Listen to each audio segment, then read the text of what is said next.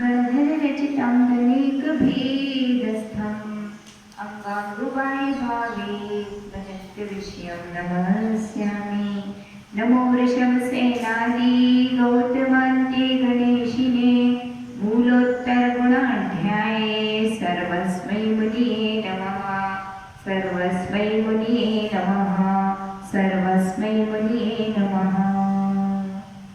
तीने भुवन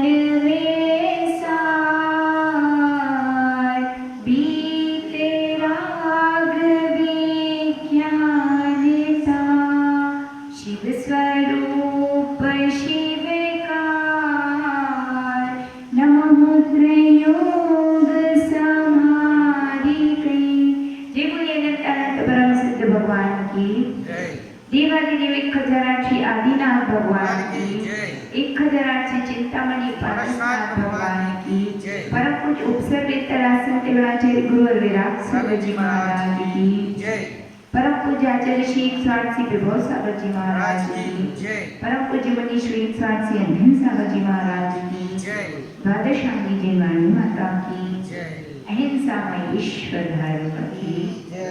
परम पूज्य श्री माता जी की जय। पंडित दौलतराम जी अपने छेदाला ग्रंथ के माध्यम से त्रियंच गति के दुखों का वर्णन कर रहे हैं। सबसे पहले मनीष भैया ये जीव कहाँ पे था? निगोद से निकला है। और कैसे निकला है? बड़ी कठिनाई से निकला है। जैसे एक बहुत बड़ी कढ़ाई में कितने चने के दाने हैं? लाखों अरबों खरबों क्या है? चने के चने हैं। और जब भड़भूजा उस चने को भूजता है तो कितने चने बाहर निकलते? सुनील भैया 104 करोड़ों में से 4 निकल गए तो बड़ी बात है छोटी बात? छोटी भी है और बड़ी भी है।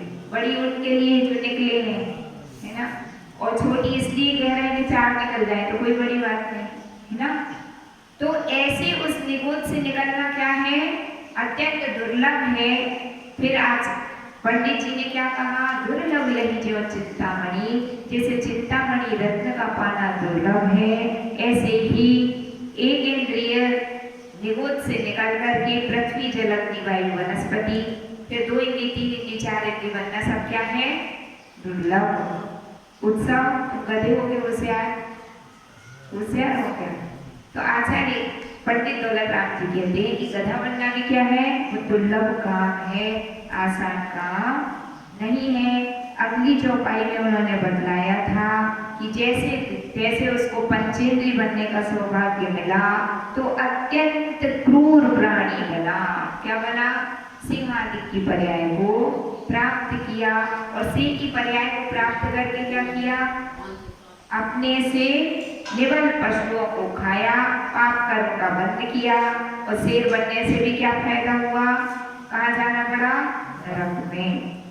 अब अगली चौपाई के माध्यम से कहते हैं कबहू आप भयो बलहीन सबलनि कर दिखायो अति दीन छेदन भेदन भूख प्यास भाई बहन हिमया तप त्रास। कबहू आप भयो बलहीन, कभी तो शेर हुआ और कभी क्या हुआ? स्वयं बलहीन हुआ। मतलब कभी तो ये प्राणी कर्मोदय के साथ क्या बना? शेर। और कभी क्या बना? कभी हिरण बना, कभी कुत्ता बना, कभी बिल्ली बना। तो जब बलहीन होता है तो क्या होता है? दूसरे के द्वारा सताया जाता है। यदि आप बलहीन हैं तो क्या होगा? जो सबल हैं वो प्राणी क्या करते हैं? अपने को सताते हैं, है ना? जैसे कि कोई हिरण बना तो शेर क्या करता है? उस पर झपट्टा अपने प्राण बचाने के लिए भागता है। चूहा बलवान है कि बिल्ली? बिल्ली। तो चूहे को जैसे ही देखती तो उसको पकड़ने के लिए भागती, चूहा आगे आगे भागता है और बिल्ली उसका पीछा करती है ना?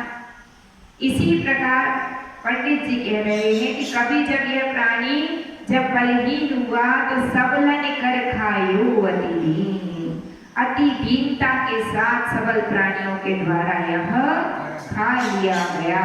कौन खा लिया गया? सुनील भैया, कौन खा लिया गया? यह हमारा जीव, हमारी आत्मा, हमारा जीव, हमारा शरीर, जो हमने ऐसे क्षुद्र पर्यायों को प्राप्त किया था। छेदन भेदन भूख प्यास, किसके दुख चल रहे हैं?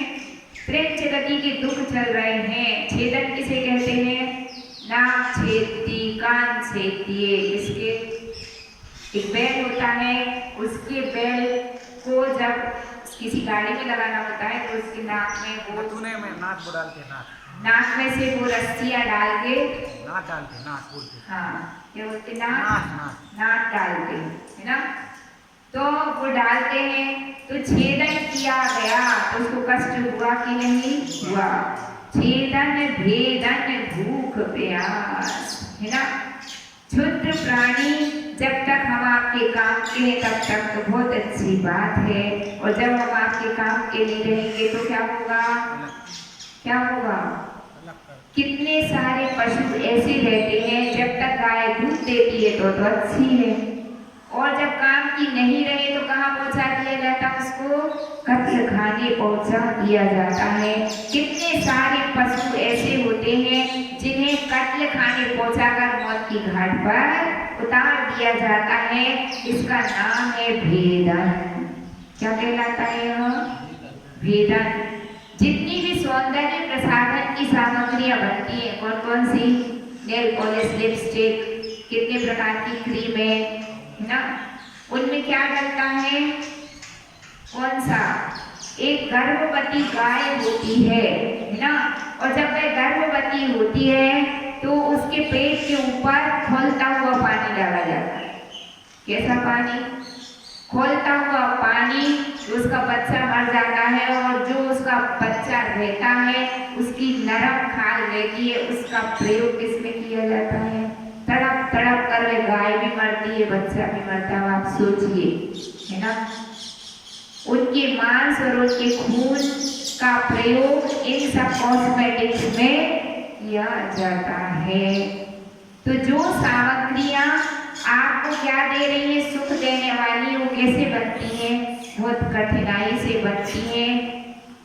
एक पिस्सू नाम का कीड़ा होता है ना, और उस कीड़े को क्या किया जाता है? बहुत पीटा मारा जाता है, उसको बहुत त्रास दी जाती है, तो उसके शरीर से एक कोई लिक्विड सीक्रेट होता है। जब उसको तकलीफ दी जाएगी तो क्या होगा? शरीर से कुछ ना कुछ छूटेगा। तो जो वो लिक्विड निकलता है उसका प्रयोग किसमें किया जाता है? सेंट, परफ्यूम बनाने में उसका प्रयोग किया जाता है ना। तो जितनी भी सौंदर्य प्रसाधन की तुम्हारी सामग्रियां हैं, कितना मांस विदेशों के लिए निर्यात किया जाता है। किस लिए? पैसे कमाने के लिए। किस लिए? पैसे कमाने के लिए। आज एक महामारी फैली है तो सारी दुनिया अपने प्राण बचाने के लिए क्या कर रही है? कोई यहाँ भाग रहा, कोई वहाँ भाग रहा। लोग अपनी नौकरियां छोड़ छोड़ करके शहरों से गांवों में आ रहे हैं, क्योंकि आपको क्या है? अपने प्राण प्राणों से प्यारे। प्राण क्या है? बहुत प्यारे हैं आपको, तो इसलिए आप शहर छोड़ छोड़ करके कहाँ आ रहे हैं? कहाँ आ रहे हैं? गांव की ओर भाग रहे हैं। तो बतलाइए, जितनी कीमत आपकी जिंदगी की है, क्या उन पशु पक्षियों के जीवन की कोई कीमत है कि नहीं है? है ना। लेकिन जब अज्ञानता होती है तो व्यक्ति अपने प्राणों की तो कीमत करता है, लेकिन दूसरे के प्राणों की कीमत नहीं करता। तो क्या किया? उनको अपन ने इतना कष्ट दिया। कष्ट देने से क्या हुआ? ये क्या कहलाएगा? भेदन। छेदन भेदन किसका हुआ? उन पशु पक्षियों का। लेकिन इसके विपरीत कुछ लोग दुनिया में ऐसे भी होते। कैसे होते हैं? जो पशुओं को दाना खिलाते हैं। एक व्यक्ति, मुझे उज्जैन में बोर्डिंग में जब हम थे तो एक व्यक्ति, एक लड़का मेरे पास आया। उसने कहा, माता जी मैं ये काम करता हूँ। मैंने कहा भैया बताइए आप क्या काम करते? तो बोले हमने पशु संरक्षण केंद्र जैसा खोला है, बहुत सारे लोगों को उसमें जुड़ा है, और मेरा लक्ष्य क्या है? एक चींटी से लेके हाथी तक, चाहे कोई सी भी चिड़िया हो, है ना, चाहे कोई सा भी पशु हो, चाहे कोई सा भी पक्षी हो, कोई भी घायल अवस्था में मिल जाए, अस्वस्थ अवस्था में मिल जाए, तो वो लोग क्या करते थे, उन पशुओं को उठा करके और जो वेटनरी डॉक्टर रहता है ना, उसके पास ले जाकर उनका इलाज करवाते थे। और बहुत सारे ऐसे प्लेस थे जो निर्धारित कर रखे थे किसके लिए, वहां पर वो पशु पक्षियों के लिए भोजन की व्यवस्था करते थे, अनाज बाजरा इत्यादि दाने डाला करते थे।